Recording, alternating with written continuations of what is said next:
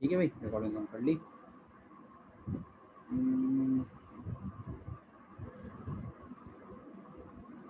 अच्छा, ऐसा सीन है कि हम थे, मैं सोच रहा हूँ कि यार हमारा केमिस्ट्री का चैप्टर नंबर 6 है, वो थोड़ा सा रहता है, उसको पहले मुका लेते हैं, कल फिजिक्स कर लेंगे। क्या ख्याल है? अपनी खेती है। और सीन एक ये भी है कि हम पहले थोड़ा सा कोर्स को स्लो लेके चल रहे थे, अब थोड़ा सा मैं दस्ती लेके जाऊँगा। रमज़ान था, मैंने आसरा किया हुआ था, अब शायद दिन में मैं 3-4 क्लास, दिन कह रहा हूँ हफ्ते में 3-4 क्लास, 5 क्लास भी लगा सकता हूँ, ताकि आपका कोर्स जो है थोड़ा सा तेज़ भागे। ठीक है। लास्ट चीज़ मैंने आपको प्रेडिक्ट और एक्सटेंशन करवाई थी, ये हमारी अल्हम्दुलिल्लाह पूरी हो गई थी।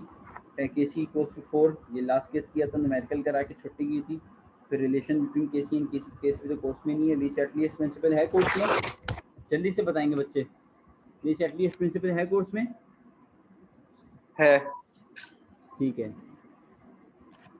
और इसके बाद क्या है बात कोर्स में, बता जल्दी से। सॉल्युबिलिटी प्रोडक्ट है?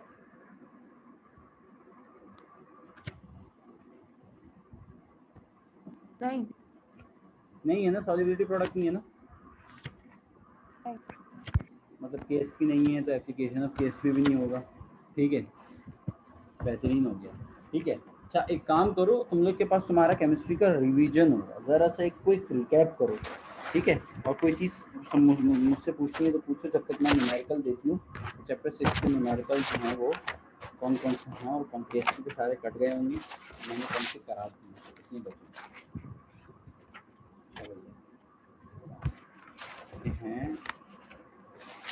मैं पूछूंगा पुरानी चीज़ें तो इसमें से आपके काम की होंगी कोई 20-25।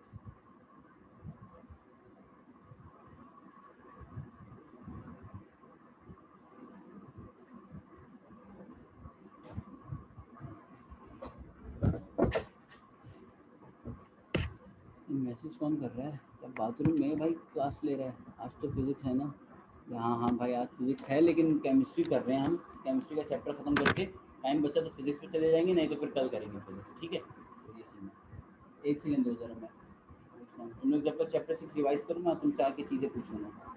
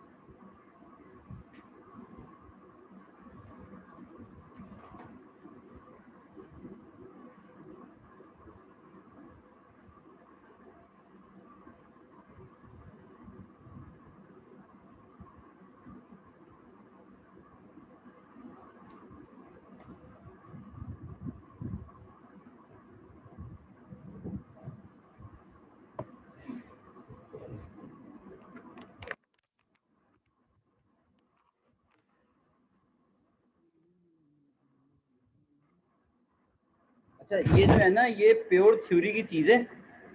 मतलब थ्योरी से मुराद के लिखने को आएगा, नोट लॉन्ग में ही आएगा। नसीब वाले, मतलब शॉर्ट में भी आ सकता है। नसीब वाले क्या भाई, लॉन्ग में ही आए तो नसीब है, शॉर्ट में तो फिर इस सवाल के ज़ाया होने वाली बात है। ठीक है, तो हम स्टार्ट कर रहे हैं ली चैटलियस प्रिंसिपल।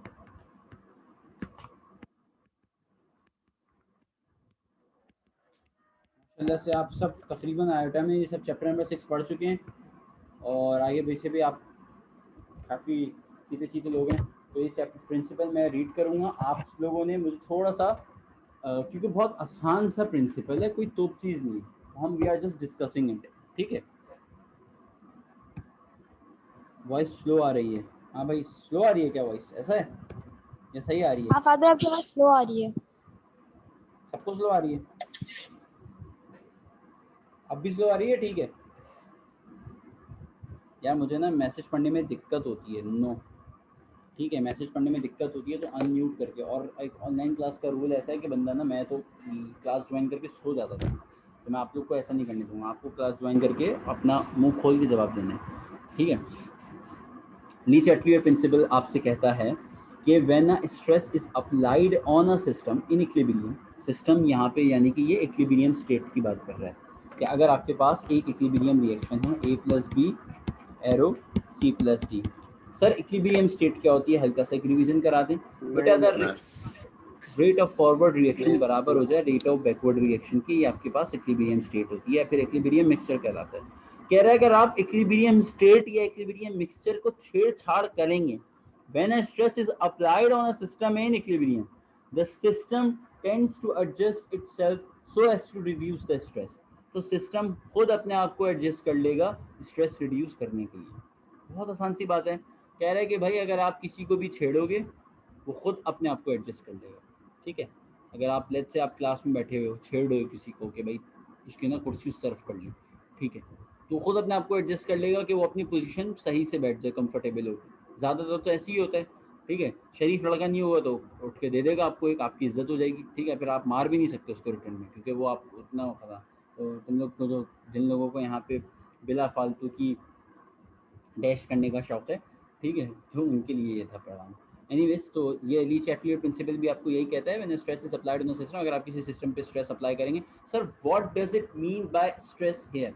स्ट्रेस का मतलब यहाँ पर क्या है बेटा? स्ट्रेस का मतलब है यहाँ पे चेंज इन कंसंट्रेशन। अगर आप कंसंट्रेशन चेंज कर दो, अगर आप टेम्परेचर चेंज कर दो, या अगर आप प्रेशर चेंज कर दो। अगर आप प्रेशर को चेंज करोगे तो सिस्टम कैसे खुद को एडजस्ट करेगा, अगर आप टेम्परेचर को चेंज करोगे तो सिस्टम कैसे खुद को एडजस्ट करेगा, और अगर आप कंसंट्रेशन को चेंज करोगे तो सिस्टम कैसे खुद को एडजस्ट करेगा। उसकी एक बड़ी सादी सी एग्जांपल देता हूँ, तुम लोग खुद बताओगे अभी इंशाल्लाह, तुमको रटवा के आया हूँ मैं पीछे। तुम मुझे इबाद आंसर दे रहा है, इबाद मुझे एक बात बता, अगर मैंने कंसंट्रेशन बढ़ा दी, a प्लस बी बढ़ा दिया, सिस्टम खुद को कैसे एडजस्ट करेगा? फॉरवर्ड जाके प्रोडक्ट की कंसंट्रेशन बराबर। सर क्यों फॉरवर्ड जाएगा? Because we are studying chemical equilibrium, ठीक है, इक्विलिब्रियम स्टेट स्टडी कर रहे हैं, बताया था, जहाँ पे हर चीज हम इक्विलिब्रियम स्टेट पे लेके आएंगे, नहीं होगी तो लेके आएंगे इनिशियल स्टेट इक्विलिब्रियम स्टेट, ठीक है, और उसी को पढ़ेंगे, सही है। रिवर्सिबल रिएक्शन में अचीव होती है इक्विलिब्रियम स्टेट, तो इस वजह से ये फॉरवर्ड रिएक्शन होगा और इक्विलिब्रियम स्टेट अचीव होगी if we increase the concentration of the reactants. Sir, what if we decrease the concentration of reactants? अगर इंक्रीज करने पे फॉरवर्ड जा रहे हैं तो डिक्रीज करने पे क्या होगा? बैकवर्ड। अच्छा, अब मुझे यमुना जवाब दे रही है। यमुना, अगर मैंने प्रोडक्ट की कंसंट्रेशन बढ़ा दी तो बताओ रिएक्शन कहाँ जाएगा? फॉरवर्ड।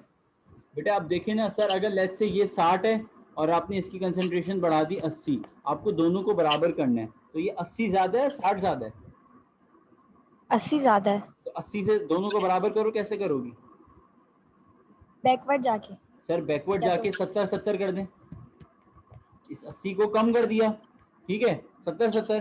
तो सर अगर प्रोडक्ट की कंसंट्रेशन ज्यादा है तो रिएक्शन बैकवर्ड जाएगा, रिएक्टेंट की कंसंट्रेशन ज्यादा है तो रिएक्शन फॉरवर्ड जाएगा। सर प्रोडक्ट की कंसंट्रेशन अगर कम है, अब ये रिएक्शन कैसे इक्विलिब्रियम स्टेट अचीव करेगा?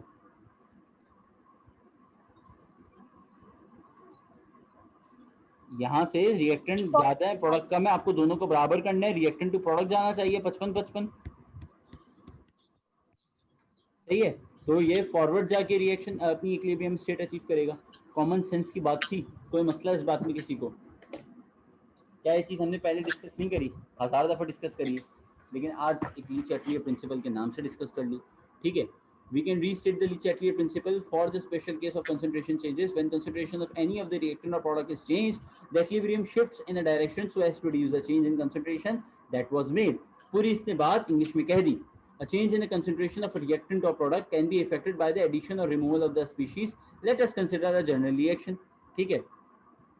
कह रहा है कि भाई व्हेन अ रिएक्टेंट से इज एडेड एट इक्विलिब्रियम, कह रहा है अगर आपने रिएक्टेंट बढ़ा दिया, तो पहले मैंने सबसे पहले कि इसी बात से यही तो पूछा था कि अगर ये बात मुझे बताओ रिएक्टेंट की तादाद बढ़ा दूंगा तो क्या होगा. रिएक्टेंट की तादाद बढ़ा दोगे तो रिएक्टेंट्स बढ़ जाएंगे, प्रोडक्ट कम होंगे, दोनों बराबर होने चाहिए, तो ये फॉरवर्ड जाके अपनी इक्विलिब्रियम स्टेट अचीव कर लेगा.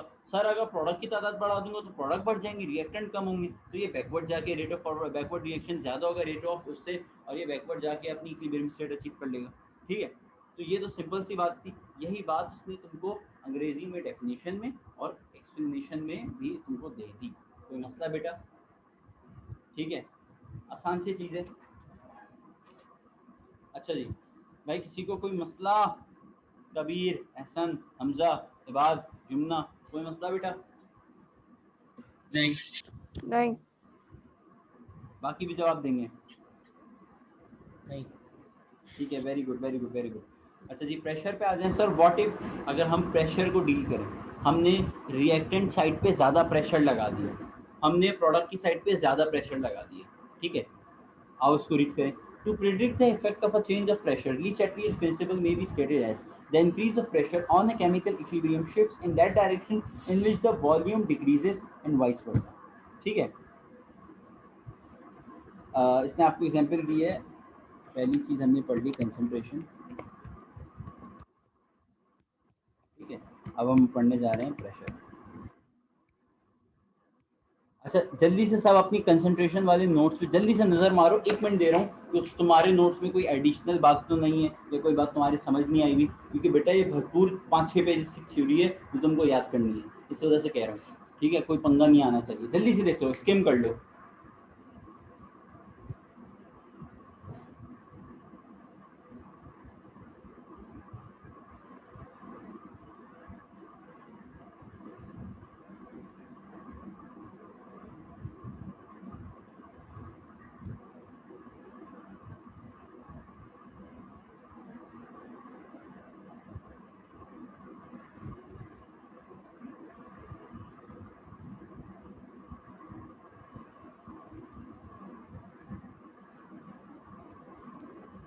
नहीं यही है, सही. बाकी भी बता दो बेटा.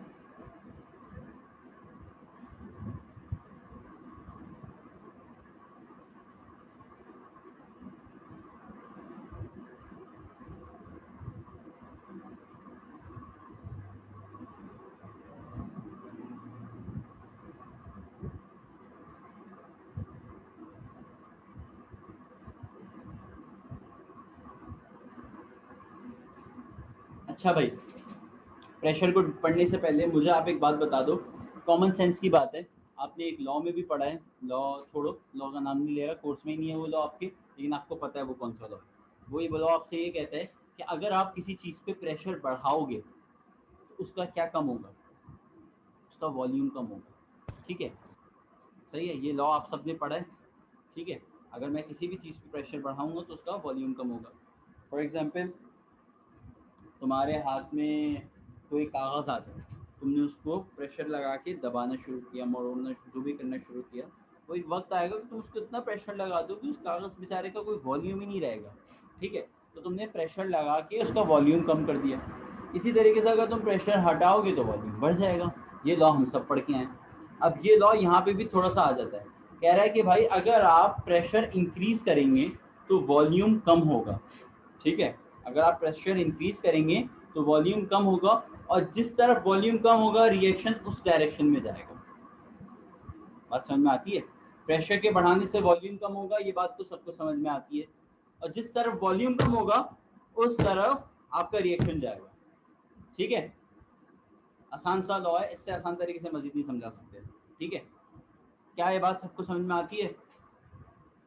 जो मैंने अभी एग्जाम्पल करा रहा हूँ इसकी, अभी जो मैंने स्टेटमेंट पास किया है कि प्रेशर बढ़ाने से वॉल्यूम कम होता है, और जिस तरफ वॉल्यूम कम होगा ये रिएक्शन उस तरफ प्रोसीड होगा. सर कॉमन सेंस की बात है ना, पिछले में भी तो इनडायरेक्टली यही बता के आ रहा हूँ, बट वहाँ पे कंसंट्रेशन का लफ्ज़ इस्तेमाल किया था, यहाँ पे वॉल्यूम का लफ्ज़ इस्तेमाल कर रहा हूँ। ठीक है, तुमने लेट्स से रिएक्टेंट्स का वॉल्यूम कम कर दिया भाईजान।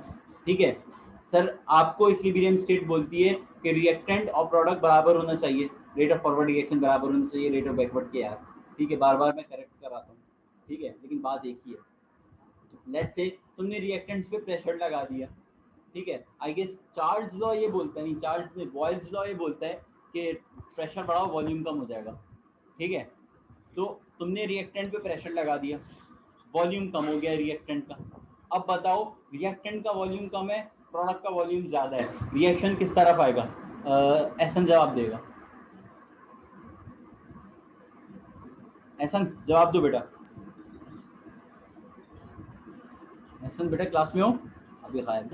हाँ ठीक है, मैं पूरा केस वापसी दोहरा रहा हूँ, पूरा केस वापसी दोहरा रहा हूँ, रैंडमली किसी से भी पूछ लूँगा। मैंने कहा बेटा आपको एक लॉ बताता है फिजिक्स का, प्रेशर बढ़ाने से वॉल्यूम कम होता है। ठीक है, आपने अगर रिएक्टेंट साइड पे प्रेशर लगा दिया तो रिएक्टेंट साइड का वॉल्यूम कम हो जाएगा। ये स्टेटमेंट जो मैंने अभी रीड करी थी अंग्रेजी में, वो स्टेटमेंट ये है कि the increase of pressure on a chemical equilibrium shifts it in that direction in which the volume decreases and vice versa. गोली मारो वाइस वर्सा को, कह रहा है प्रेशर बढ़ाने से वॉल्यूम कम होगा, और जब वॉल्यूम कम होगा तुम्हारा रिएक्शन उस डायरेक्शन में प्रोसीड करेगा। तुमने रिएक्टेंट्स पे प्रेशर लगाया, रिएक्टेंट्स का वॉल्यूम कम हुआ, तो मुझे एक बात बताओ, तुम्हें केमिकल इक्विलिब्रियम स्टेट अचीव करनी है, तो तुम्हारा रिएक्शन फॉरवर्ड जाएगा या बैकवर्ड जाएगा केमिकल स्टेट अचीव करने के लिए? बैकवर्ड ही आएगा। हाँ सही बोल रहे हैं ये, कबीर सही बोल रहे हैं, ये बात सही बोल रहे हैं, यमुना सही बोल रहे हैं, हमजा सही बोल रहे हैं, सब बच्चे वेरीफाई करेंगे।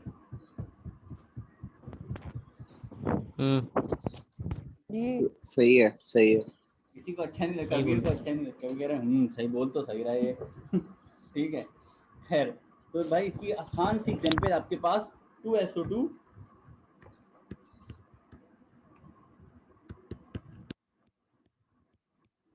ये कह रहा है जानी, ये आपके पास जो है बाय डिफॉल्ट जो है इसके रिएक्टेंट के नंबर ऑफ मोल ज़्यादा हैं, गिन लो ना, दो तो इसके SO2 के हैं और एक ऑक्सीजन के, 3 रिएक्टेंट के हो गए और 2 प्रोडक्ट के मोल हैं। ऐसे ही बाय डिफॉल्ट रिएक्टेंट ज़्यादा है प्रोडक्ट से। तो आप तो क्या पढ़ रहे हैं, क्या पढ़ रहे हैं आप? केमिकल इक्विलिब्रियम पढ़ रहे हैं। केमिकल इक्विलिब्रियम में तो रिएक्टेंट प्रोडक्ट बराबर होता है, ये 3 है ये 2 हैं। अब इनको केमिकल इक्विलिब्रियम अचीव करने के लिए क्या करना पड़ेगा? सर इसको फॉरवर्ड जाना पड़ेगा। सर ये फॉरवर्ड जाके 1.5 ये 1.5 हो जाएगा। बेटा ये एक्चुअल एग्जाम्पल नहीं है, ये मैं आपको जस्ट समझाने के लिए 3 और 1.5 गेन कर रहा हूँ। वहाँ पे अंग्रेजी में लिखनी है आपको बस ये बात, ऐसे मत लिख के आना। अच्छा भाई, सर इसके बाद आप क्या करेंगे? ये फॉरवर्ड, लेकिन बात यही है, बात कुछ और नहीं है, बात यही लिखी हुई है, बट ऐसे नहीं लिखी हुई जैसे मैं समझा रहा हूँ।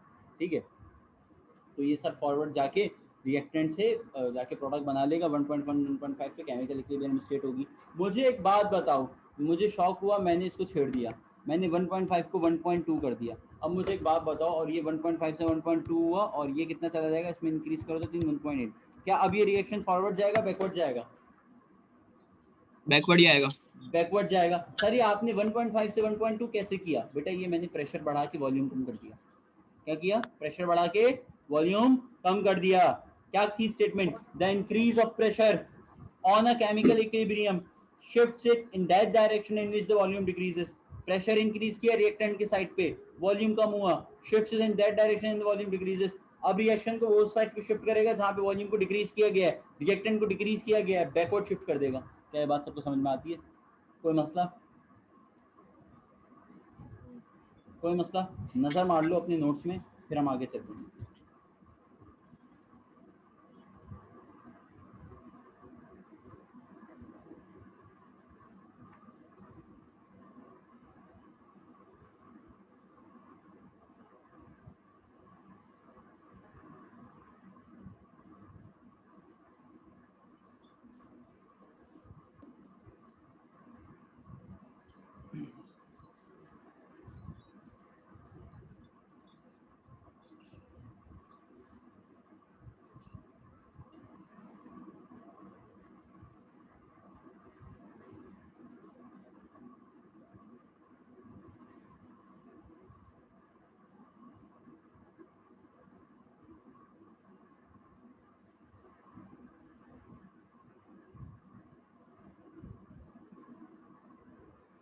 ठीक है भाई, बिस्मिल्लाहिर्रहमानिर्रहीम। नेक्स्ट आपके पास है टेम्परेचर।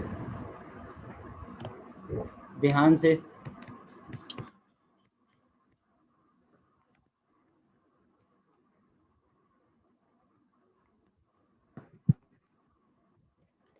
ठीक है।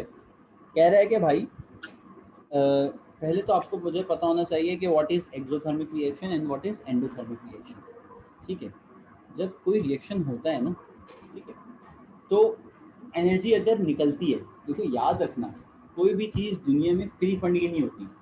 ठीक है, ऐसा नहीं है कोई चीज़ हो रही है एवं हो जा रही है, किसी न किसी चीज़ के पीछे रीज़न होता है, कोई ना कोई मकसद होता है। ठीक है, अगर कोई रिएक्शन आपस में हो रहा है तो उस रिएक्शन के होने से उन एलिमेंट्स का कोई ना कोई मफाद है, या फिर उस एलिमेंट के होने की वजह से कोई कॉन्सिक्वेंसेस भी वॉइस आते हैं। स्लो आ रही है बहुत। ठीक है, अच्छा सॉरी बेटा, सही करता हूँ। अब बताओ, अब कैसे आ रही है? तो बहुत शोर आ रहा है। शोर तो नहीं आ रहा है, क्योंकि मेरे पास तो सुनना आता है। ठीक है, और किसी को आ रहा है शोर? नहीं। ठीक है, नहीं। अच्छा भाई, तो सीन ऐसा है कि मैंने आपको कहा कि एक सेकंड, मैंने आपसे ये कहा कि भाई अल्लाह आपका भला करे, आपका कहाँ क्या बात कह रहा था, भूल गया। हाँ, तो कोई ना कोई रीज़न होता है, कोई ना कोई कॉन्सिक्वेंसेस होते हैं। तो आपका जो रिएक्शन होता है, कोई भी रिएक्शन, नॉर्मल रिएक्शन की बात कर रहा हूँ, इरिवर्सिबल रिएक्शन की बात कर रहा हूँ, कोई इरिवर्सिबल रिएक्शन होता है, लेट्स से बात कर लेते हैं सोडियम और क्लोरीन की। तो सोडियम का एटॉमिक नंबर होता है 11। इसके वैलेंस शेल में एक इलेक्ट्रॉन होता है, जबकि क्लोरीन के वैलेंस शेल में 7 इलेक्ट्रॉन्स होते हैं। ठीक है, तो ये इलेक्ट्रॉन उठ के क्लोरीन के पास चला जाता है, क्लोरीन का भी ऑक्टेट पूरा हो जाता है, और इसको डोनेट करने के बाद सोडियम का भी ऑक्टेट पूरा हो जाता है। तो सोडियम पे प्लस चार्ज आ जाता है, जबकि क्लोरीन पे माइनस चार्ज आ जाता है। तो सर ये जो रिएक्शन हुआ है, इसका मफाद ये है कि सोडियम भी ऑक्टेट स्टेट अचीव कर रहा है, क्लोरीन भी ऑक्टेट स्टेट अचीव कर रहा है। एक इसका फायदा ये, इसका कॉन्सिक्वेंस ये कि इस रिएक्शन के होने के नतीजे में एनर्जी इवॉल्व होगी। ठीक है, कोई ना कोई एनर्जी निकलेगी।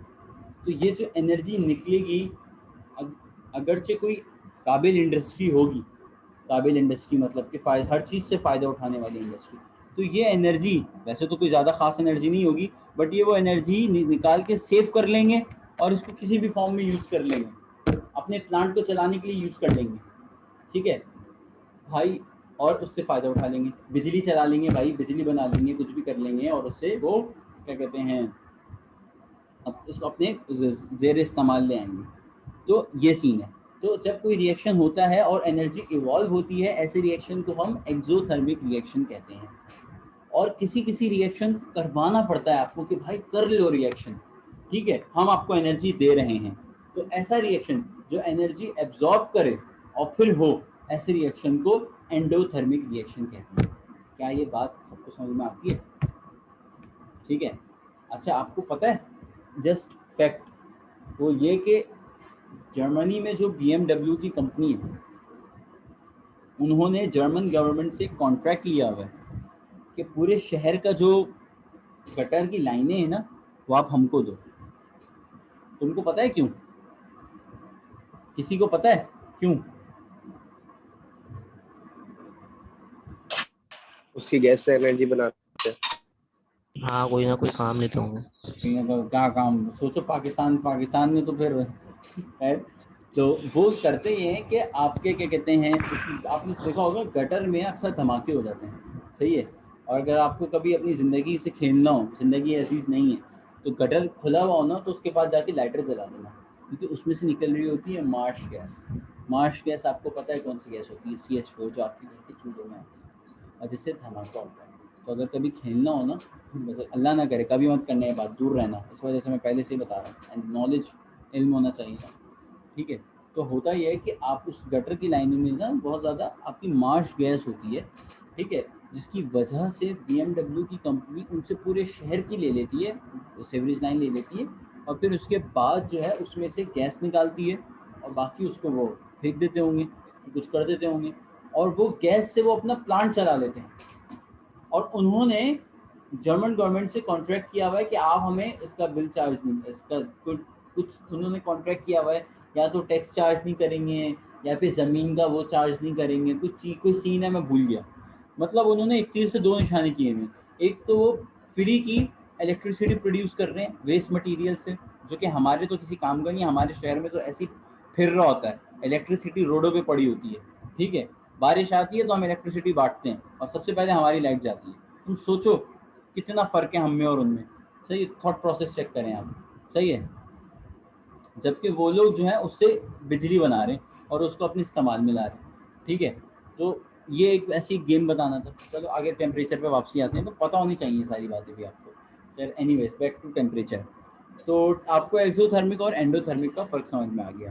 तो ली चैटलियर प्रिंसिपल स्टार्ट होने से पहले उसने आपको ये बात बताई कि जानी जब भी आपके पास रिएक्शन होता है रिएक्टेंट टू प्रोडक्ट साइड का, अगर आपके पास रिएक्टेंट से प्रोडक्ट बनता है तो आपके पास एनर्जी इवॉल्व होती है, जिसको आप नेगेटिव में शो करते हैं। जब आपके पास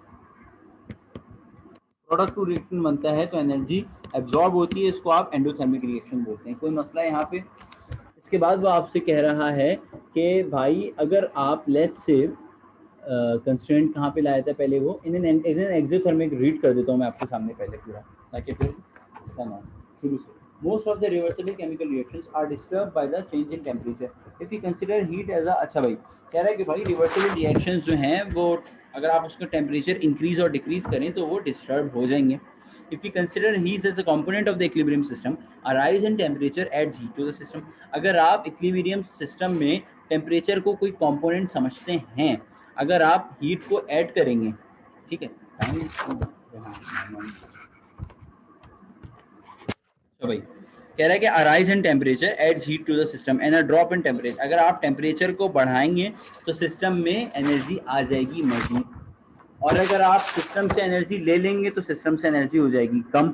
अब आपस की बात है, रिएक्टेंट टू प्रोडक्ट जा रहे हैं और एनर्जी इवॉल्व हो रही है। आप इसको अगर मजीद एनर्जी दे देंगे, ऑलरेडी ये इवॉल्व कर रहा है, इसको ज़रूरत नहीं है, आप इसको मजीद दे देंगे तो ये डिस्टर्ब होगा, ठीक है। अच्छा भाई, तो इसी तरीके से अगर आप उसको मजीद एनर्जी उससे ले लेंगे तो तब भी ये डिस्टर्ब होगा। The effect of temperature on equilibrium can be explained in the light of Le Chatelier principle. पहले तो उसने तुमको थोड़ी सी लंबी करके बता दिया कि अगर आप एनर्जी दोगे तो आप हीट एडिशन करोगे और अगर लोगे तो आप उसमें से हीट रिमूवल करोगे। इसके बाद वो आपसे कह रहा है कि in an exothermic reaction heat is evolved in going from reactant to product. ये बात मैंने अभी आपको डिटेल में समझाई है कि एक एक्सोथर्मिक रिएक्शन में रिएक्टेंट टू प्रोडक्ट बन रहा होता है और उसमें हीट इवॉल्व हो रही होती है। Increasing the temperature is a constraint to equilibrium which is removed by absorbing heat in going from product to reactant। अहम बात बेटा, अहम बात, ट्रिकी पॉइंट। ये जानबूझ के मैं रीड कर रहा था ताकि ये बात तुम्हारे सामने रीड करूं और समझाऊं। कह रहा है कि भाई रिएक्टेंट टू प्रोडक्ट जाने में आपके पास एनर्जी इवॉल्व हो रही है। अगर आप अब टेम्परेचर को बढ़ाओगे तो अब आप कर रहे हो ज्यादती इक्विलिब्रियम, ठीक है। तो अब आप जो है वो इक्विलिब्रियम रिएक्शन के साथ, इक्विलिब्रियम स्टेट के साथ ज्यादती कर रहे हैं। यहाँ पर अब जो है वो क्या करेगा, ये जो आपने उसको एक्स्ट्रा एनर्जी दी है, सब बच्चे बहुत ध्यान से, ट्रिकी बात है ये। देखो यहाँ पे कोई मसला है, जब इतना बार बार रिपीट कर रहा हूँ। रिएक्टेंट टू प्रोडक्ट जा रहा था, अच्छा खासा एनर्जी इवॉल्व कर रहा था, मजा आ रहा था। आपने सिस्टम में मजीद टेम्परेचर बढ़ा के मजीद एनर्जी इंट्रोड्यूस करा दी। कह रहा है कि जानिए अब ये जो आपने एक्स्ट्रा एनर्जी दी है इसने केमिकल इक्विलिब्रियम को डिस्टर्ब कर दिया, रिएक्टेंट टू प्रोडक्ट मजीद और बना दिया। टेम्परेचर बढ़ाने से और प्रोडक्ट बन गया आपके पास, लेकिन बनाना नहीं था और प्रोडक्ट, भाई केमिकल इक्विलिब्रियम में थे तुम, ठीक है। कह रहा है ये जो तुमने ओवर एफिशिएंसी दिखाई है टेम्परेचर बढ़ाकर, ये इसको तुम ओवरकम कैसे करोगे? बोल रहा है भाई प्रोडक्ट टू रिएक्टेंट में देखो एनर्जी एब्जॉर्ब होती है। ये जो तुमने एनर्जी एक्स्ट्रा दी है, इसको डिस्टर्ब किया टेम्परेचर बढ़ा के, इसको ये इवॉल्व हो जाएगी प्रोडक्ट से रिएक्टेंट जाने में। सब प्रोडक्ट से रिएक्टेंट क्यों जाएगा ये रिएक्शन? बेटा देखो रिवर्सिबल रिएक्शन दोनों डायरेक्शन में जाता है, रिएक्टेंट से प्रोडक्ट में भी जाता है, प्रोडक्ट से रिएक्टेंट में भी जाता है। तो पहले तो रिएक्टेंट टू प्रोडक्ट जाने में एनर्जी इवॉल्व हुई होगी शुरू से, पहले तो रिएक्टेंट टू प्रोडक्ट जाने में एनर्जी इवॉल्व हुई होगी और फिर केमिकल इक्विलिब्रियम स्टेट अचीव हो गई होगी। फिर आपने इसमें कर दी छेड़छाड़, ठीक है। अच्छे सब बात में इस छेड़छाड़ के नतीजे में आपने टेम्परेचर बढ़ा दिया। ये जो आपने ओवर एफिशिएंसी कर दी और केमिकल इक्विलिब्रियम स्टेट को डिस्टर्ब कर दिया, प्रोडक्ट ज़्यादा आ गया होगा। तो ये जो एक्स्ट्रा एनर्जी घूम रही है ये एब्जॉर्ब हो जाएगी प्रोडक्ट टू रिएक्टेंट जाने में। Same vice versa, product to reactant जा रहे थे, एनर्जी एब्जॉर्ब हो रही थी, आपने मजीद कम कर दी। अब ये वाप जो आपने मजीद कम की है ये निकाल लेगा रिएक्टेंट टू प्रोडक्ट आने में। क्या ये बात सबको समझ में आती है?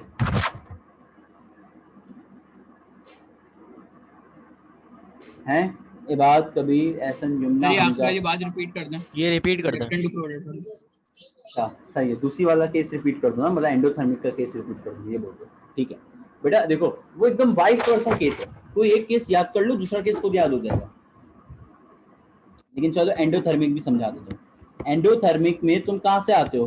तुम प्रोडक्ट से रिएक्टेंट में आते हो, सही है? अच्छे से करते हैं ना,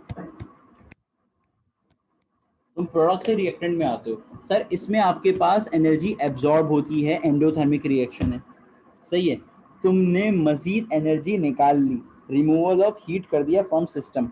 अब भाई ये -2 में चला गया, एनर्जी कम पड़ गई एनर्जी, तुमको न्यूट्रल 0 पे लानी है एनर्जी, क्योंकि केमिकल इक्विलिब्रियम है।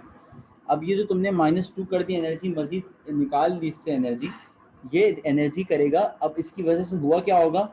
रिएक्टेंट ज़्यादा हो गया होगा, प्रोडक्ट कम हो गया होगा। अब करेगा ये कि रिएक्टेंट केमिकल इक्विलिब्रियम अचीव करने के लिए रिएक्टेंट प्रोडक्ट वापसी केमिकल इक्विलिब्रियम में आ जाएंगे बाय डूइंग फॉरवर्ड रिएक्शन। तुमको पता है रिएक्टेंट ज़्यादा है, प्रोडक्ट कम है, तो फॉरवर्ड रिएक्शन होगा। लेकिन इस फॉरवर्ड रिएक्शन के नतीजे में एनर्जी इवॉल्व होगी, तो जो एनर्जी पहले कम थी अब वो बराबर हो जाएंगी, -2 + 2 0, और इनकी एनर्जीज नलिफाई हो जाएंगी। ये अल्फाज इस्तेमाल किया गया है, कहाँ पर दिखाता हूँ। इंक्रीजिंग द टेम्परेचर, हाँ ये रहा, increasing the temperature is the stress to the equilibrium which is nullified by the absorbing in going from left to right. ठीक है, नलिफाई किया जाता है एनर्जी को। अगर आपने रिएक्टेंट टू प्रोडक्ट जा रहे हैं, एनर्जी इवॉल्व हो रही है, आपने मजीद एनर्जी दे दी। अब ये एनर्जी इसके किसी काम की नहीं है, लेकिन प्रोडक्ट टू रिएक्टेंट में जाने के लिए एनर्जी चाहिए होती है, तो ये जो एनर्जी इसको आपने दी है ये प्रोडक्ट टू रिएक्टेंट में लेके जाने के लिए चला जाएगा। ठीक है, इसी तरीके से रिएक्टेंट टू प्रोडक्ट वाला केस तो हो गया। प्रोडक्ट से रिएक्टेंट में जा रहे हो, तुमको एनर्जी चाहिए, इसने मजीद कम कर ली, तो अब क्या करेगा? रिएक्टेंट टू प्रोडक्ट में जाने के लिए ले लेगा, वहां से निकाल लेगा एनर्जी। समझ में आ रही है बात? ठीक है, ये थोड़ा ट्रिकी केस है, नहीं समझ में आया हो रिकॉर्डिंग में सुनना। ठीक है, ये थोड़ा ट्रिकी केस है, इतनी आसानी से समझ नहीं आता, जब भी मैंने बहुत स्लो समझाया, इस पर लंबी करी है। ठीक है, किस किस को समझ नहीं आया ज़रा बताओ। आ गया कबीर, आ गया, इबाद आया है समझ?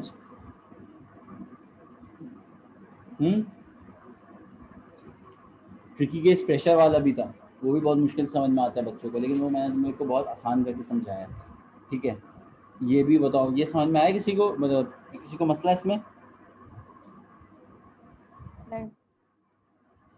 यमुना समझ में आ गया बेटा?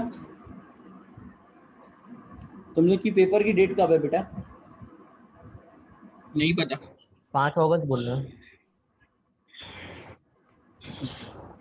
5 अगस्त बोल रहे हैं? अच्छा, पहले आया हुआ था, अब कंफ्यूज हो गया बेटा। कोई बात नहीं, मसले की बात नहीं है, तुम जो पहले आया हुआ था ना उसको ज़रा माइंड में रिवॉल्व करो। बाद मैंने कहा क्या? मैंने आपको कहा कि रिएक्टेंट टू प्रोडक्ट जाने में एनर्जी इवॉल्व होती है, सही है? ये पूरी साइकिल अपने जहन में वापसी दौड़ाना, ठीक है? और नोट्स को रीड कर लेना।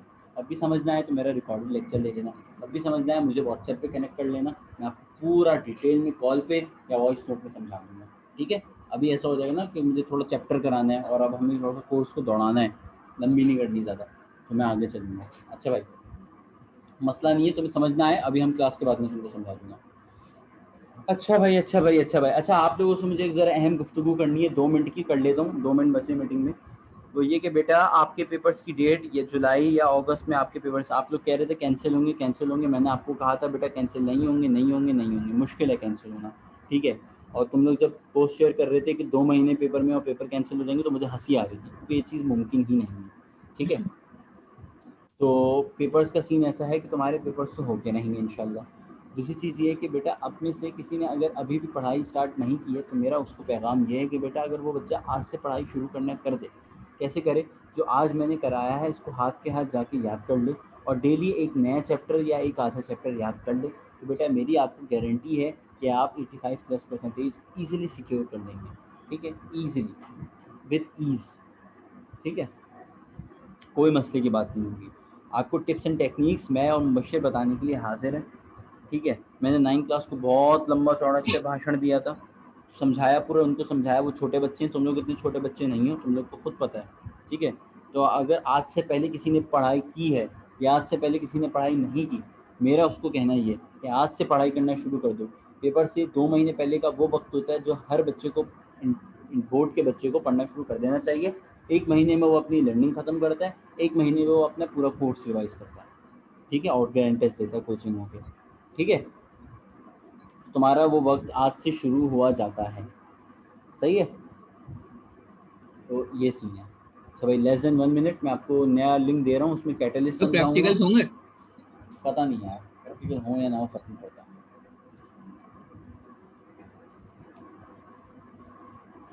नया लिंक दे रहा हूँ, ज्वाइन करो।